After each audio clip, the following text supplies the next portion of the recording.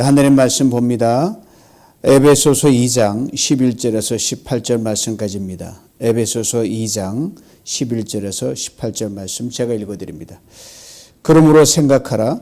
너희는 그때 육체로는 이방인이요 손으로 육체에 행한 할례를 받은 무리라 칭하는 자들로부터 할례를 받지 않은 무리라 칭함을 받는 자들이라. 그때 너희는 그리스도 밖에 있었고 이스라엘 나라 밖의 사람이라.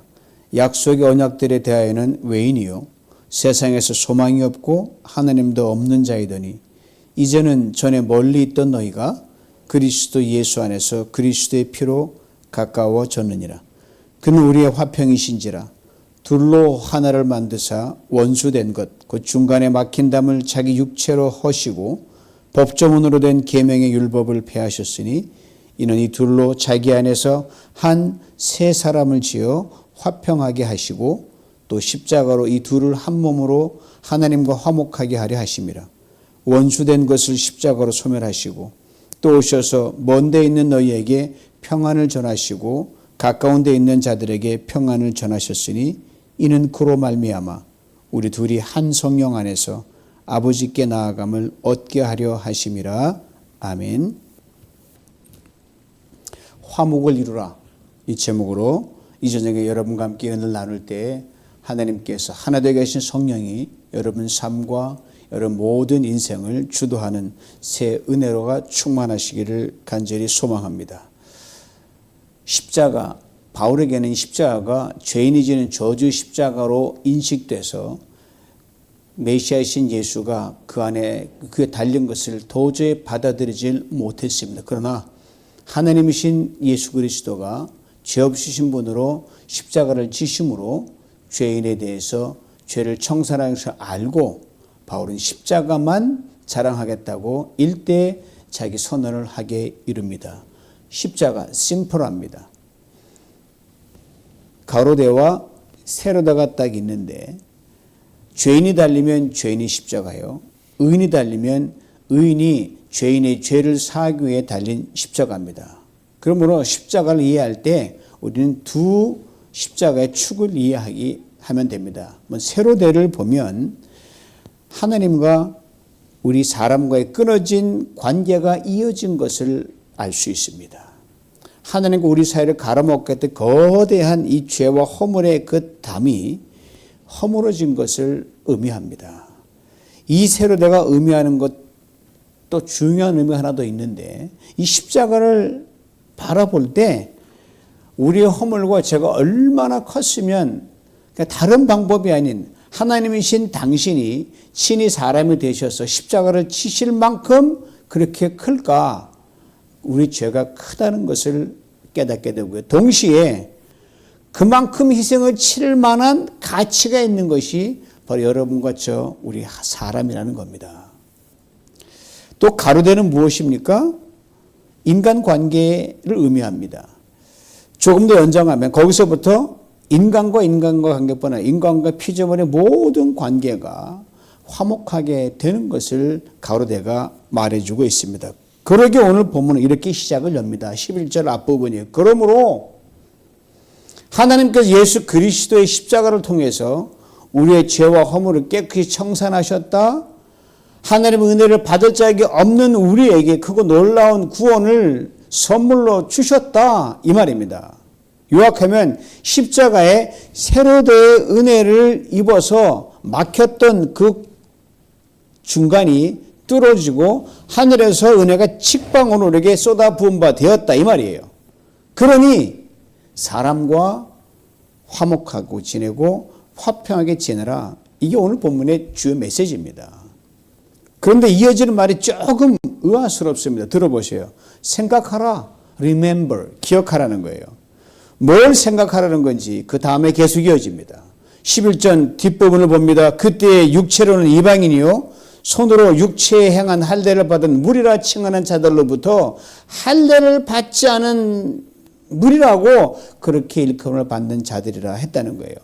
그때라고 했습니다. 과거입니다. 바울이 편지를 쓰는 대상이 에베소 교회 성도들입니다. 이미 예수를 믿은 사람들이에요. 구원을 받아서 그 은혜 가운데 사는 크리스천들입니다. 그런데 바울이 뜬금없이 그때라고 하면서 과거를 끄집어내고 있습니다. 왜 과거 이야기를 끄집어내고 있습니까? 여러분, 과거의 기억이 좋지 못하면 끄집어내는 자체가 괴로운 거예요. 근데 바울이 그걸 끄집어내는 거예요. 왜요? 잊지 말라는 거죠. 즉 에베소 교회 성도들이요, 여러분들 지난날 이런 존재들이었습니다. 그런 여러분들을 하나님께서 은혜를 베풀어 주셨고요, 구원해 주셨습니다. 이것을 잊지 말라는 겁니다. 즉 개구리 올챙이적 생각을 하지 말라는 말이죠. 하나님께서 이스라엘 백성들이 기회 있을 때마다 누누이 하신 말씀이 바로 이거예요. 이거 하나만 이스라엘 백성들이 잘 깨달았다면 그렇게 이스라엘 역사가 엉망진창 흑역사로 가지 않았을 겁니다. 지금 무슨 말인가? 심플해요. 너희가 애굽에서 종되었던 때를 그걸 잊지 말라는 거예요. 그렇다면 에베소 교회 성도들이 전에 어떤 존재들이었나요? 이것을 바울이 지금 유대인과 비교해서 설명하고 있습니다. 11절에 두 가지를 먼저 언급합니다. 먼저는 육체로는 이방인이었다. 이방인이란 유대인들 이외의 모든 사람을 일컫는 총칭입니다. 유대인들을 한 그룹으로 묶고 그의 모든 사람들은 너희들 Gentile, 이방인들이란 말이에요. 유대인으로 태어나면 한 번 유대는 영원한 유대인이에요. 이방인으로 태어나면 그 어떤 것도 뾰족한 수가 없어요. 그냥 평생 이방인으로 사는 겁니다. 그럼 유대인들에게 이방인이 어떤 존재는 참으로 비참한 존재였습니다. 정말 이루 말할 수 없이 비참한 존재였어요. 제가 그 시대 살았다면 아마 못 살았을 거예요. 아마. 극단적인 예를 들면요, 이방인들은 유대인들이 천국으로 올라가기 위해서, 천국으로 올라가려면 이 연료가 땔감이 필요하잖아요. 위로 올라간다는 개념이었으니까 로켓소가 오르듯이. 그때 유대인들을 천국으로 올라가기 위해서 그 밑에서 불쏘시개로 태움을 받는 자들이 이방인이었다, 이렇게 그들은 생각하고 있고 지금도 그렇게 생각하는 사람이 있어요. 정말 황당한 소리죠. 또 하나 비관한 예로는요, 유대인들이 이방인과 결혼하게 되면요, 그건 결혼식이 아니라, 혼인식이 아니라, 아이고 이제 갔다, 유대인이 죽었다, 장례식을 대신 치러줬다고 합니다. 다음은 할례를 받지 않은 자들이라고 불림받았습니다. 즉 무할례자들이라는 거예요. uncircumcised. 아시는 유대인 남자들은 태어난 지 8일째 되는 날 할례를 받습니다. 즉 소위 말하는 포경수술이에요. 그런데 이방인들은 대체로 할례를 행하지 않습니다. 그러게 할례는 거룩한 백성과 유대인 백성, 추한 이방인과의 비교가 되는 기준점이 할례예요. 할례 받았냐 아니냐. 그걸로 이스라엘 백성들은 이방인과 크게 구분된다, 그렇게 생각을 했습니다. 목숨 걸었어요. 그러니까 사람 취급도 받지 못했던 존재가 이방인인 에베소 교회 성도들이었다는 말입니다. 바울이 계속 말을 이어갑니다. 12절을 봅니다. 그때 너희는, 그때 옛날에는 그리스도 밖에 있었고 이스라엘 나라 밖의 사람이라 약속의 언약들에 대하여는 외인이요 세상에서 소망이 없고 하느님도 없는 자였다. 그때 앞서 말한 것과 과거입니다. 예수를 믿기 전, 하느님을 알기 전을 말합니다. 12절에도 두 가지를 말해줍니다. 먼저는 그리스도 밖에 있던 존재들이 너희들이었다고 얘기합니다. 아신 대로 예수 그리스도는 육신적으로는 태생이 유대인이셨습니다. 구약의 모든 예언의 말씀들이 예수님이 태어날 것을 초점 맞춰서 거기에 맞춰져 있었어요. 그러니까 구원자, 메시아가 유대인으로 태어난다, 우리 민족으로 태어난다는 그 사실 얼마나 그 작은 뿌듯합니까? 위대한 인물이 우리 동네에 태어난다는데. 아니 무슨 뭐 고시공무원 패스해도 그 동네가 난리를 떨지 않습니까? 뭐 그러니 대단했죠. 다음 이스라엘 나라 밖의 사람들이라고 했습니다.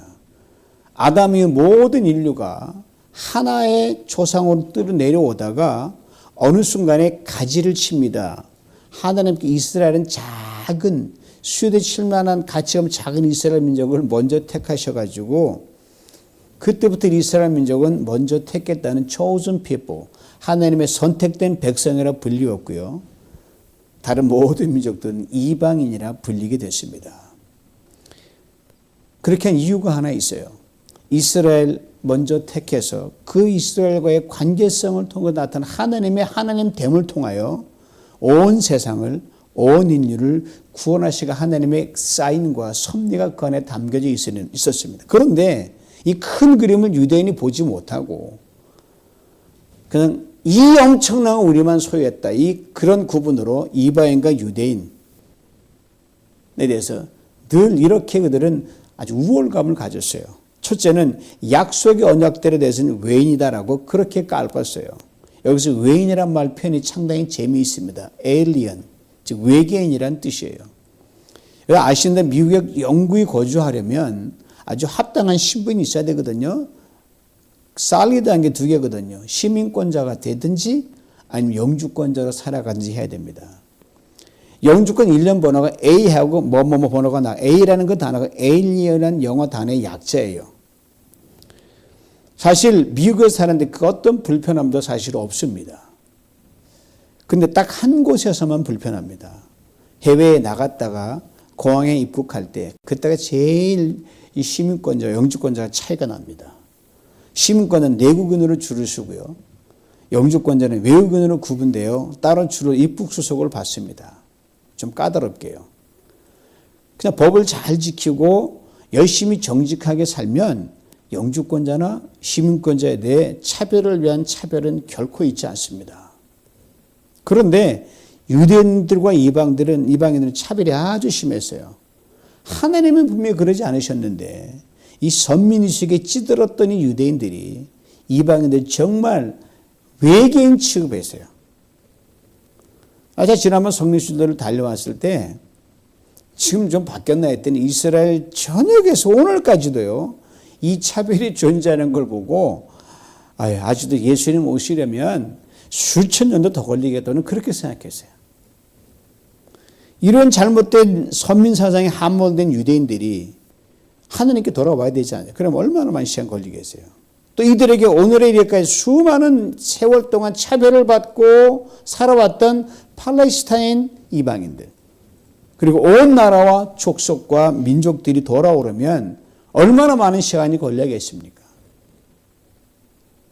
그건 당연하죠. 공평하신 하나님이 당연히 그러셔야죠. 하나님의 타임테이블로 볼 때 당연히 하다고 생각합니다. 그럼 이 말세에 가까웠다 그런 말 믿지 마십시오. 그 전에 우리가 먼저 갑니다. 그런 허무맹랑한 소리 한 사람 쳐다보지 듣지도 마십시오.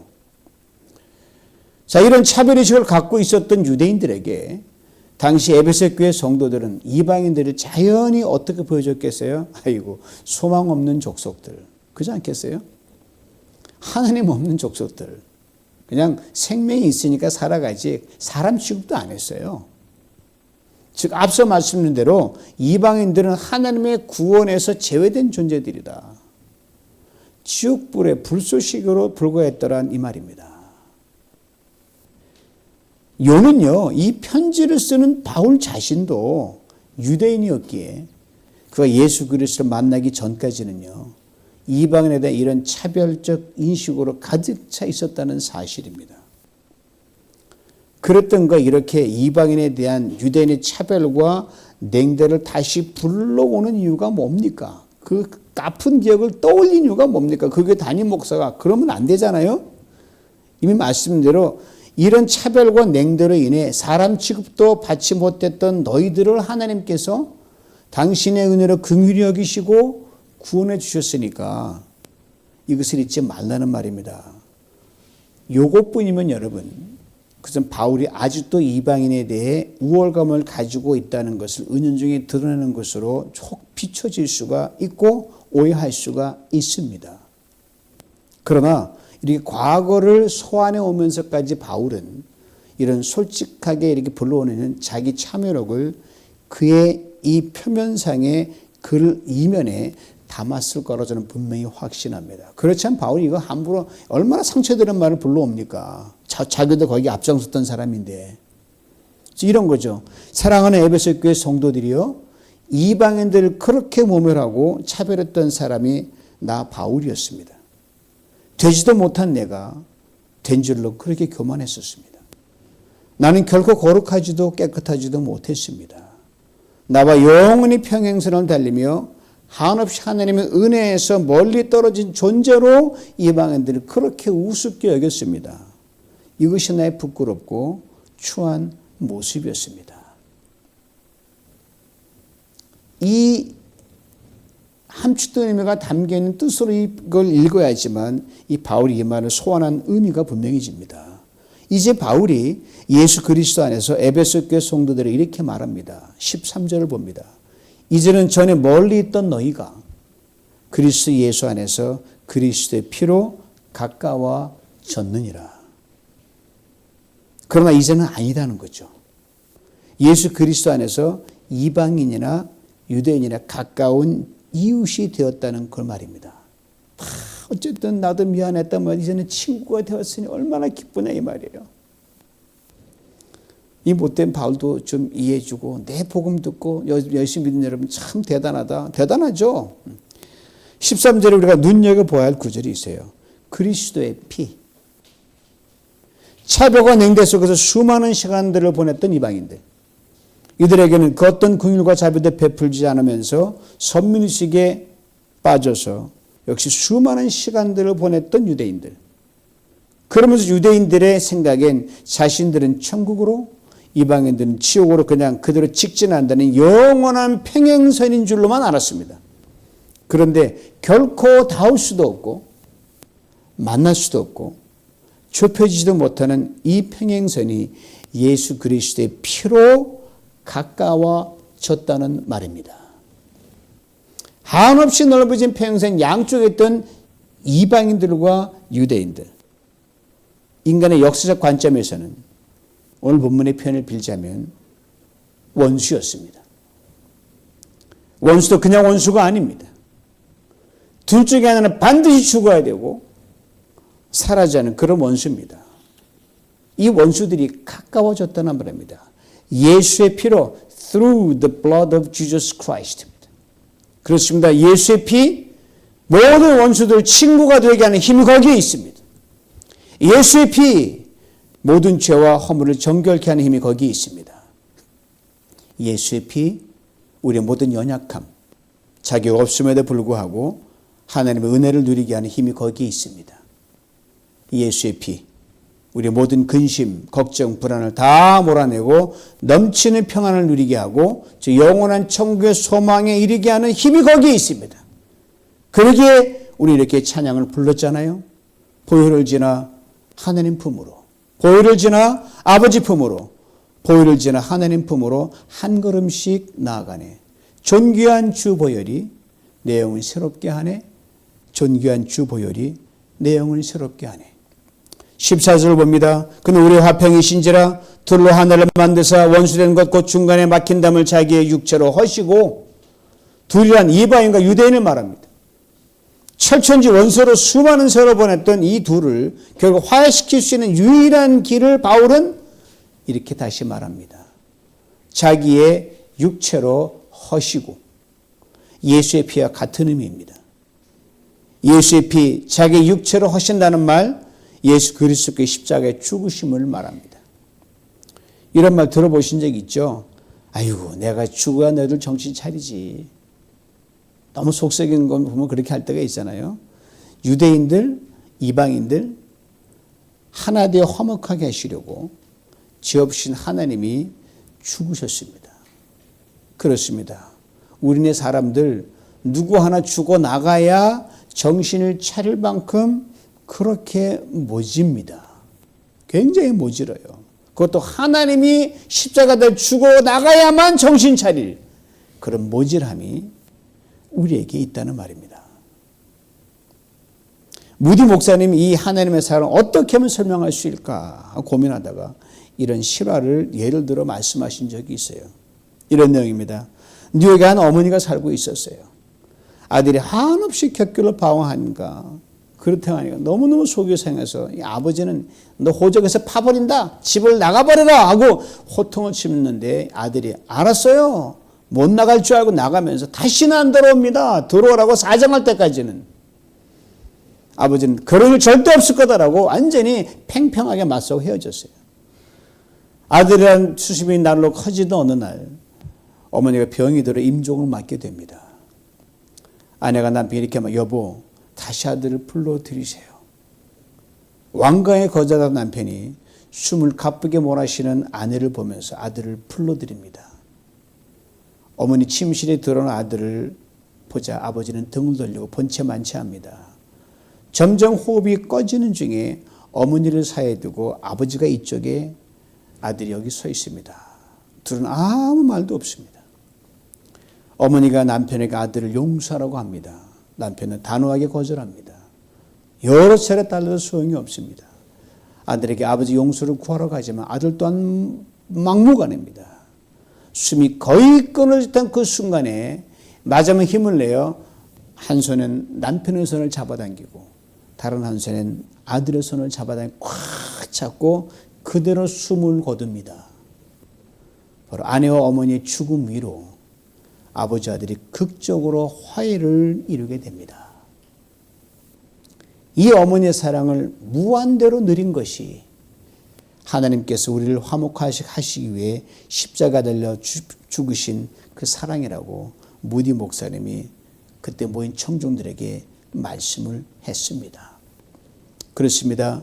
십자가에서 흘린 예수의 피, 십자가에서 허물어진 예수의 육체, 그 어떤 원수 관계도 화목해 하십니다. 이방인과 유대인을 화목해 하신다. 그 안에 모든 적대 관계와 갈등 관계는 모든 것들이 다 화목하게 되시는 거 다 포함하는 겁니다. 유대인과 사마리인이 그렇고요. 의인과 죄인이 그렇고요. 남자 여자가 그렇고요. 어른과 아이들이 그렇고요. 피지배자와 지배자가 그렇고요. 남편과 아내가 그렇고 자녀와 부모, 동료와 동료, 지도자와 백성, 상사와 부하, 기업인과 종업원, 인종과 인종, 심지어 독재자와 피지배자들, 공산주의, 민주주의 다 하나가 될 수 있는 여지가 이 안에 있다는 겁니다. 어떤 껴진 관계라도 십자가에서 흘린 피로, 십자가 허물어진 예수 그리스도의 육체로 화목해 하시는 힘이 있다는 말입니다. 이걸 잊지 말아야 됩니다. 15절을 봅니다. 법조문으로 된 계명의 율법을 폐하셨으니 이는 이들로 자기 안에서 한 세 사람을 지어 화평하게 하시고 있습니다. 율법, 너와 나, 유대인과 이방인을 구분질 인간의 의의 기준이었어요. 율법 하나 가지고 너희들은 이방인, 율법 받지 못한 죄인들, 우리는 율법 받은 선민들 그렇게 구분지었거든요. 그런데 유대인이 지켜보니까 못 지키겠거든요. 이방인도 지키지 못했으면 다 똑같은 존재가 되어버린 거예요. 고로 상대적 율법을 좀 더 잘 지킨다는 유대인들이 그렇지 못한 이방인들에 대해서 너희들보다 우리가 낫다라고 결코 말할 수 없는 꼴이 된 거예요. 바울도 율법을 꽤나 잘 지킨다고 차타가 인정했던 사람입니다. 그런데 그 율법 앞에 무너집니다. 그 고백을 들어보시기 바랍니다. 내가 한 법을 깨달았노니 곧 선을 행하기 원하는 나에게 악이 함께 있는 것이로다. 내 속사람으로는 하나님의 법을 즐거워하되 내 지체 속에서 한 다른 법이 내 마음의 법과 싸워 내 지체 속에 있는 죄의 법으로 나를 사로잡는 것을 보는도다. 오호라 나는 곤고한 사람이로다. 이 사망의 몸에서 누가 나를 건져내라. 바울이 막 절규한 게요. 노년에 했던 절규입니다. 나이 들어가면 들어갈수록 못하는 것만 더 생기고 허물만 더 들춰지는 거예요. 그래서 괴로워한 거예요. 저는 이 고백을 대하면서 바울이 한때는 잠 못 이루며 셀 수 없는 밤을 지새웠을 거라고 이따금 상상해 봅니다. 왜 그렇지 않았겠습니까? 사람들은 율법이 엄격하고 정말 수준 높은 도덕률과 종교의식, 윤리를 자랑했던 바울이라고 낮에는 다 이렇게 얘기를 해요. 또 실제로 상대적으로 그랬으니까.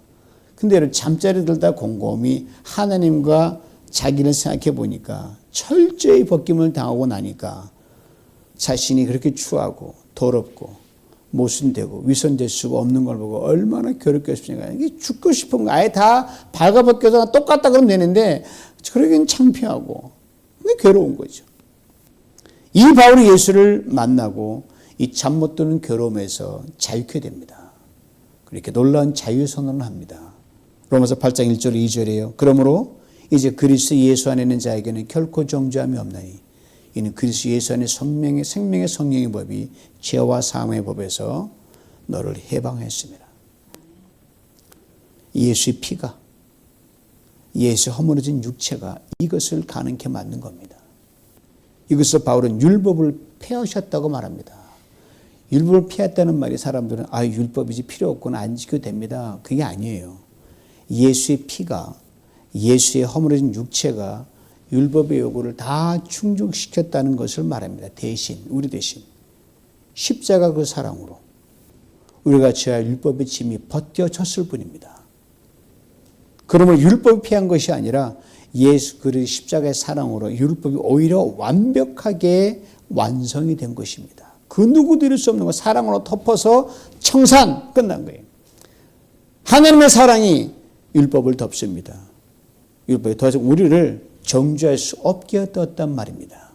이로 인해 이방인도 유대인도 예수의 피로, 예수 그리스도의 육체 허물어짐으로 새로운 존재가 되었는데, 이것을 오늘 보면 이렇게 심플하게 말합니다. 한 새 사람, one new man. 이 한 새 사람이 누굽니까?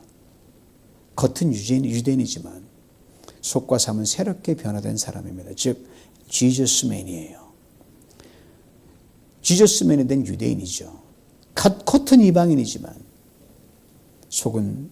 속과 삶은 새롭게 된 사람입니다. 즉 지저스맨이 된 이방인입니다. 한 세 사람에 대해 성경도 이렇게 말씀합니다. 갈라디아서 6장 15절입니다. 할례나 무할례잖아. 아무것도 아니로되, 즉 이방인 유대인은 아무것도 아니로되 오직 새로 지으심을 받은 것만이 중요합니다. 그러 여러분, 내가 신분이 높다 낮다, 돈이 많다 낮다, 그건 아무 필요가 없는 거예요. 내가 예수 안에 새 사람 된 이것만 가장 중요하다는 거예요.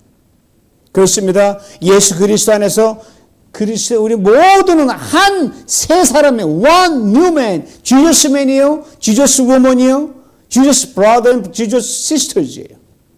그러기에 그리스도는 다른 사람과 분화해서는 결코 안 됩니다. 어떤 일이 있더라도 화목해야 됩니다. 이 화목을 위해서 목숨을 걸어야 됩니다. 왜요? 예수 그리스도께서 우리를 하나님과 화목하게 하시려고 피 흘려 죽으셨기 때문입니다. 육체를 허무셨기 때문입니다. 그러기에 예수님께서 이 땅에 계실 때 이렇게 분명하게 말씀하셨어요. 마태복음 5장 23절 24절입니다. 들어보세요. 그러므로 예물을 제단에 드리려다가 거기서 내 형제에게 원망 들을 만한 일이 있는 것이 생각나거든. 이러면 안 되는데. 그렇지. 예물을 제단에 두고 먼저 가서 그 형제 화목하고 그 후에 와서 예물을 드리라고 했어요. 엄청난 말씀입니다. 즉 예물을 제단에 드린다? 하나님을 예비한다는 말이에요. 자, 주일예배를 드려 나가는 걸 예를 들어봐요. 그럼 누구와 껄끄러운 관계가 있어요?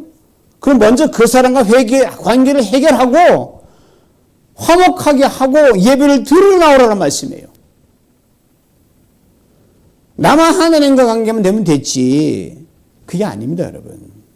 이걸 좀 더 적극적으로 표현하면 이렇게 돼요. 형제와 화목하지 못한 상태로 교회 나 예배 드리려고 하니 그 예배 나 기쁘게 안 받겠다. 주님 이렇게 말씀하십니다. 잊지 마시기 바랍니다. 하나님 우리가 그 누구와도 불화하거나 껄끄러운 관계가 되어 예배를 드리기를 원치 않으십니다. 16절 말씀 이걸 분명히 말씀합니다. 들어보세요. 또 십자가로 이 둘을 한 몸으로 하나님과 화목하게 하려 하십니다. 예배 드릴 때 우리는 따로따로 저는 앞에서 예배를 인도하고 뒤에서 이렇게 앉아 드리는 것처럼 보지만 따로따로가 아니에요, 여러분. 한 몸 되어 예배를 드리는 겁니다. 이걸 놓쳐서는 안 돼요. 그럼 누가 아픈데 우리 마음이 편하겠어요? 이걸 잊지 말아야 됩니다. 18절에 또 말씀하시면 들어보시오. 이는 그로 말미암아 우리들이 한 성령 안에서 아버지께 나아감을 얻게 하려 하심이라. 이제 어떻게 하면 좋습니까? 무조건 화목하는 일밖에 없습니다. 그 누구와도 다투지 말아야 됩니다. 차라리 손해를 볼지언정, 차라리 나의 자존심이 다칠지언정 참고 견디는 중에 그 누구와도 화목을 도모해야 됩니다. 어떻게 하면 그 누구와 화목을 도모할 수 있을까요? 내가 죽는 길뿐밖에 없습니다. 죽는 것밖에 없어요. 나를 위해 피 흘리신 그 십자가, 나를 육신을 허무신 그 십자가를 바라보는 길이 죽는 길입니다. 더 내가 십자가 달릴 수는 없잖아요. 그 용기도 없고. 십자가를 바라보면 해결이 나와요. 즉 십자가를 바라보면 여러분, 나의 죄가 더 중요한 걸 보게 되니까 남의 죄와 허물이 문제가 되지 않게 된다는 말이에요.